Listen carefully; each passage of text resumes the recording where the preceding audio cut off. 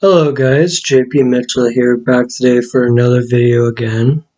So, I want to talk about my journey into the world of autism and my running marathon with God, with Jesus, and how I came to find both of them and how both of them are very key in my recovery from autism. So, my story with autism started around the time I was around 5 years old. So, um, So my life in the world of autism was really scary. It was really a darkening world. It's almost like I wasn't even in control of my own body. And as I went through my childhood with autism, I felt, you I felt the voice of God, speaking over my autism as if God had something planned and a destiny for my life. So as I'm going through therapy and school and whatnot and stuff like that, if you look at my life today, you couldn't even tell that I was that little boy that was once diagnosed as autistic all those years ago. I just grew up as a normal regular kid all those years ago. I just remember, playing soccer, playing football, playing basketball with my friends and whatnot. And I just remember running with Jesus and running with God from my story with autism and how both of them played a huge part in my recovery and my healing.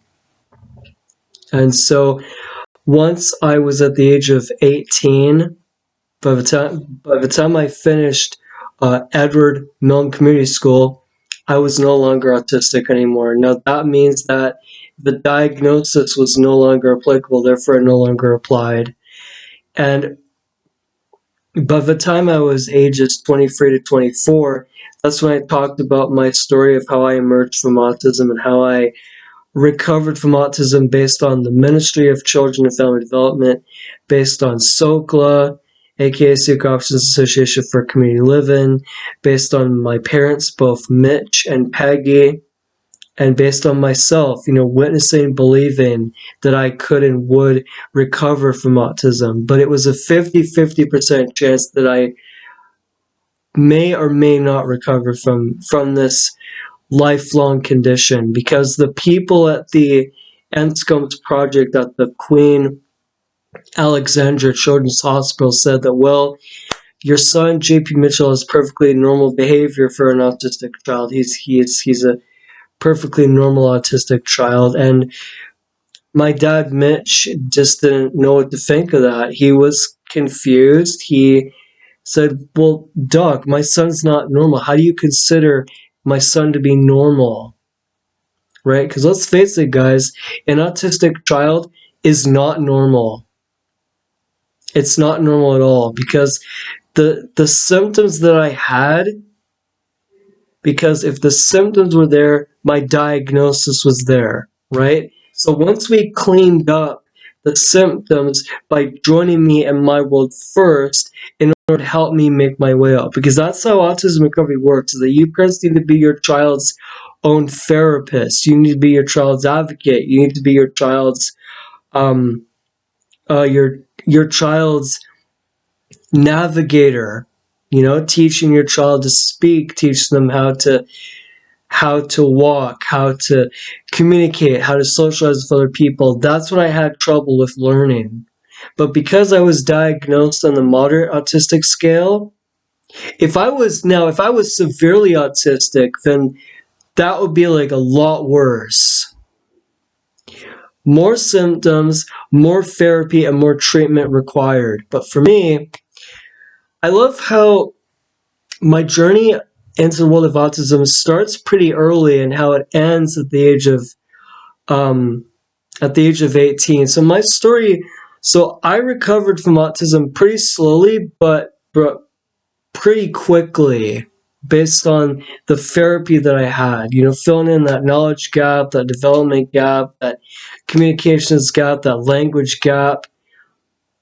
And by the time I got into SOCLA, I was like really, nervous, scared, kind of afraid, because I couldn't have known what Sokla was. I didn't know what Sokla was around that time because I was young. I was in my own world. I was lost in my own world. I couldn't talk or communicate. And what Sokla did not only helped me to overcome my autism in such an amazing way, but they brought me out into the world. Like I was in Sokla's Journey summer camp. I was, I learned how to develop friendships with the kids, learned how to develop peer relationships with the kids. I befriended, Dylan, Ryder, um, Michael, and all that stuff. And I got to do something in Sokla that I never thought I would do when I was younger. I remember when Dylan and Ryder, they would ask me if I would carry them, if I could, give them a ride on my back. And I remember when I used to do that in Sokla, you know, Dylan and Ryder used to ask me if I could give them, a piggyback ride on my back, and I would carry them on my back and all that stuff. And I remember, giving Michael, who was 5 years old around that time in Sokla's during summer camp. I remember befriending him and giving him uh, a ride on my shoulders. And I remember, giving him a ride on my shoulders and all that stuff. So that was a huge part of my therapy, is carrying the little ones on my back and on my shoulders to show them that I'm your Sokla buddy, I'm here for you guys. I'm here to, protect you, to take good care of you and all that stuff. So I was a pretty good, um, role model for the kids in a Sokla's during summer camp and in the after school program and stuff, because I would teach the kids at Sokla, to teaching the kids and showing them the ropes of, don't talk to strangers, don't get in the car with them, this and that.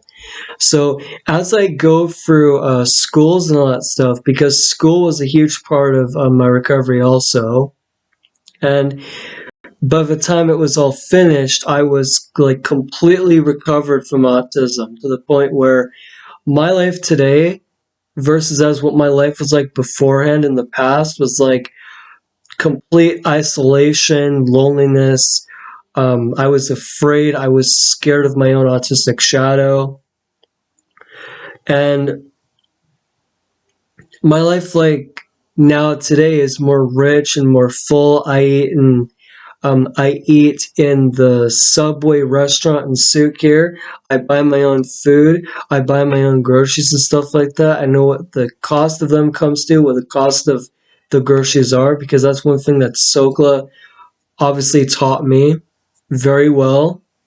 And I just owe my life to just my friends, my school, my teachers, my ears, my parents, my friends, my peers, because without all these people helping me to get to where I am today, I'd probably still be autistic and diagnosed on the moderate autistic scale. But that's why God and Jesus both told me to not look back at my past and with autism and shame, but to look at my past back and to look at it as not an autistic past, but to look at it as a past of, character evolution, character interactions, character development, character, uh, uh, socializing and communicating with other people. That's what God told me to do. And I took God's word on it. I listened to it very well. And that's pretty much my story on how I went from this little child where I couldn't speak to where now I'm fully recovered from autism. And, my diagnosis, my symptoms, my autism, my whole autistic past is in the dust, in the dirt behind me. And now I'm ready to take on some pretty heavy, future careers coming up.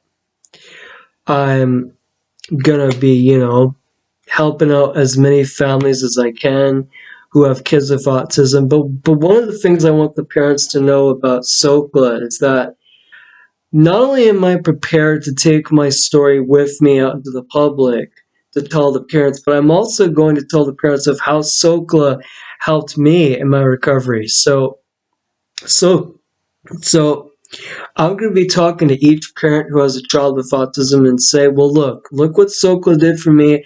Look what Sokla can do for your child, you know, because Sokla took me to the Feskar Lighthouse, took me swimming, took me to the Beacon Hill Petting Zoo. They took me to Beacon Hill Park. They took me to French Beach. They took me all these places in the world, and they took me out into public to help me overcome my fear of being in the public and being in the world. And I'm grateful for that. I'm really grateful for Sokla for taking me out and teaching me all these things that I never could have learned when I was autistic and when I was little. So my hope for you parents out there is that you will learn from my story and you will learn how scary autism is, but you will learn how to join your child in their world first, building that bridge, helping them make their way out, focus on the symptoms more so than the diagnosis itself. And it's not the diagnosis that's the problem here. It's the prognosis that your family and your child has been given of things that your child is never going to be able to do, like having a circle of friends, driving a car, uh, going on a date, getting married, having a family of his own, living on his own, living a normal life. That was the prognosis that the three of us, me, Mitch, and Peggy, were given. That these were things that I was never going to be able to do as I got older and as I matured into a very normal adult young man that I am today. So that's pretty much it on my story. Here's my email address. Here's my YouTube account. Go on my YouTube account, watch some of my videos, go on my Gmail account, send me a message, an email, a comment on my story, and I will get back to you. I will get back to you. I will read your comments and this and that. So yeah, so let's get this video going, guys. Let's do it. All right, let's go.